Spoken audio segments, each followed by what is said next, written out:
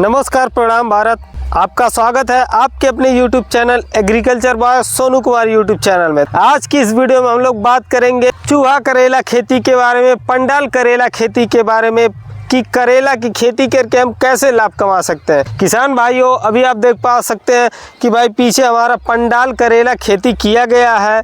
तो आज की इस वीडियो में पूरी एक सीरीज चलेगी कि कैसे हम जो है पंडाल बना सकते हैं और करेला की खेती कैसे कर सकते हैं, कितना फ़ायदा होगा, कौन से बीज लगाएं, कितने दिनों में हमारी फसल तैयार हो जाती है।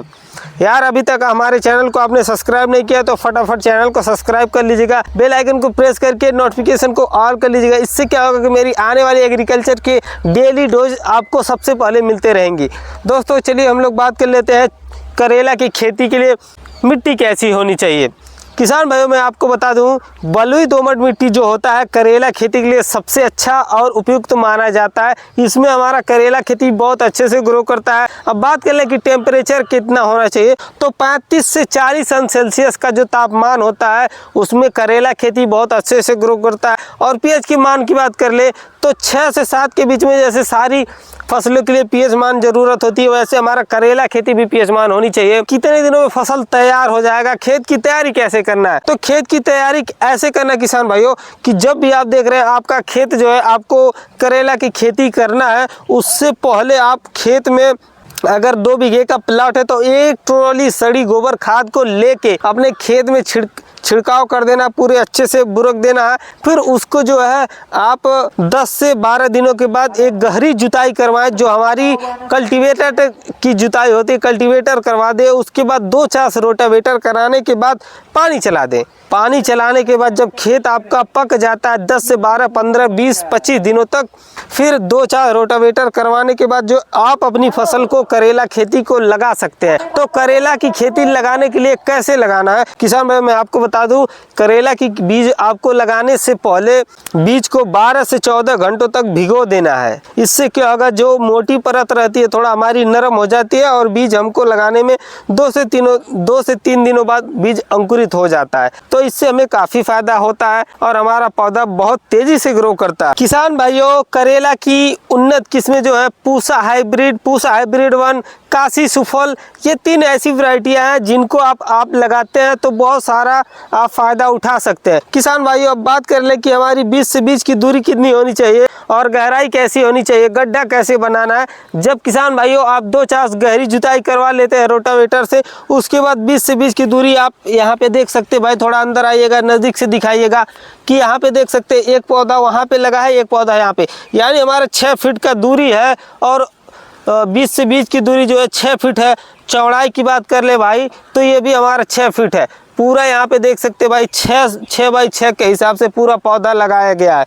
तो 6 बाई के 6 हिसाब से आप पौधा लगा के आप अपने पौधों को ग्रो कर सकते हैं। भाई हमारा पौध जो है थाला कैसे बनाना है, थाला ऐसे बनाना है कि सबसे पहले आप अपने खेतों में आते हैं, एक रस्सी तान दीजिए। आपको सीधी लाइनों में अगर बनाना है पंडाल तो सीधी लाइनों में कर सकते हैं, आपको तिरछी लाइनों में बनाना है तो तिरछी लाइनों पे, जहाँ तक हो सके आप सीधी लाइनों में बनाएं, क्योंकि तेज धूप और हवाएं होती है तो पौधा हमारा खराब होता है। इसलिए आप अगर सीधी लाइनों में बनाते हैं तो हवा ज़्यादा हमारे पौधों पे नहीं लगता है, जिससे क्या होता है कि हमारा पौधा बहुत तेज़ी से धूप और हवाओं से बचा रहता है और तेज़ी से ग्रो करता है। पौध की गहराई जो होती है कैसे बनाना है और हमें थाला कैसे बनाना है, यहाँ पे देख सकते हैं थाला मारा गया है।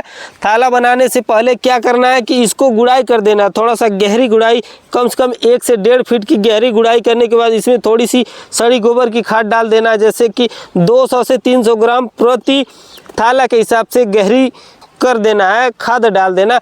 उसके बाद एक पौधों में 1 से 2 बीज लगाना है। ज़्यादातर किसान भाई एक ही बीज लगाते हैं, मैं 2 बीज कहूँगा।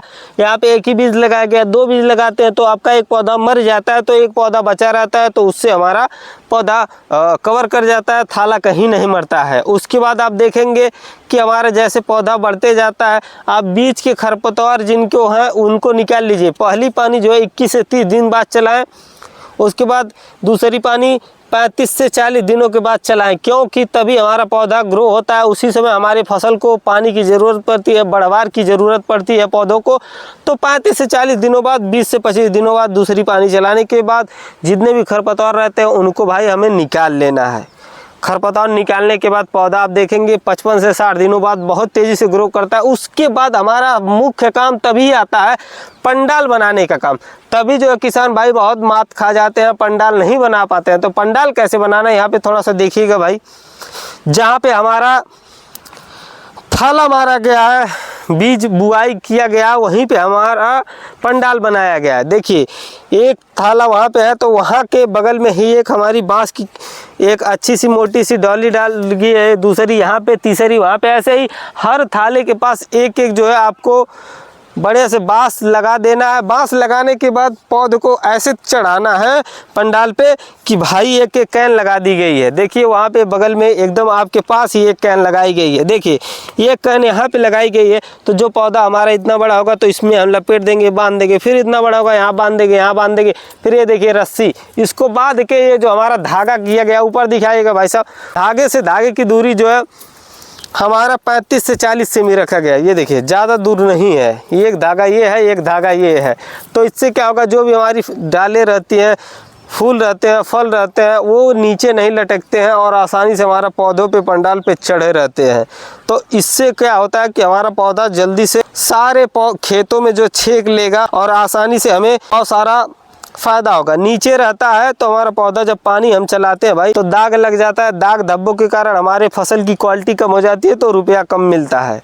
इससे आप जो है पंडाल जो है कोई भी खेती करते हैं, जैसे टमाटर खेती करते हैं, मटर खेती करते हैं, या पंडाल की कोई भी फसल जैसे लौकी की खेती, करेला की खेती, कोई भी अन्य जो पंडाल वाली फसल होती है, तो नीचे ज़मीन पे खेती न करें, आपको फ़ायदा बहुत कम होगा। पंडाल पे खेती करते थोड़ा खर्चा है, लेकिन उससे 2 गुना 2.5 गुना फ़ायदा उठाएंगे।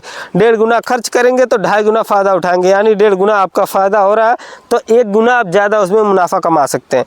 भाई थोड़ा सा मेहनत बढ़ जाएगा, जैसे आप बाहर जाते हैं वहाँ पे कमाते हैं, काम करते हैं, वहाँ पे भी मेहनत लगता है, तो वहाँ पे भी पैसे कमाते हैं, तो वही मेहनत आप यहाँ पे करिए। 55 से 60 दिनों में आप अपने करेला की खेती से अधिक लाभ उठा सकते हैं भाइयों। और यहाँ पे पूरा पंडाल बनाया गया है। करेला खेती के लिए उपयुक्त तापमान, पानी की ज़रूरत, खरपतवार निराई गुड़ाई कैसे करना है, सारा सबको डिटेल इस वीडियो में समझा दिया गया है। वैरायटी कौन सी होनी चाहिए, कितने दिनों में फसल तैयार हो जाती है, और पंडाल कैसे बनाना है, सब कुछ आपको एक एक टॉपिक समझा दिया गया है। मैं आशा करूंगा कि वीडियो आपको अच्छा लगा होगा। वीडियो अच्छा लगा तो यार एक लाइक, एक चैनल को सब्सक्राइब, और वीडियो को ज़्यादा तक जो किसान भाई करेला की खेती करना चाहते हैं उनके पास शेयर करिए। बाकी ऐसे ही एग्रीकल्चर के डेली डोज के लिए हमें फॉलो ज़रूर करें। आज की वीडियो में बस इतना ही कहना चाहूँगा। जय जवान, जय किसान, जय कृषि, जय भारत। मिलते हैं अगली अच्छी सी वीडियो में, तब तक के लिए धन्यवाद। जय हिंद, जय भारत।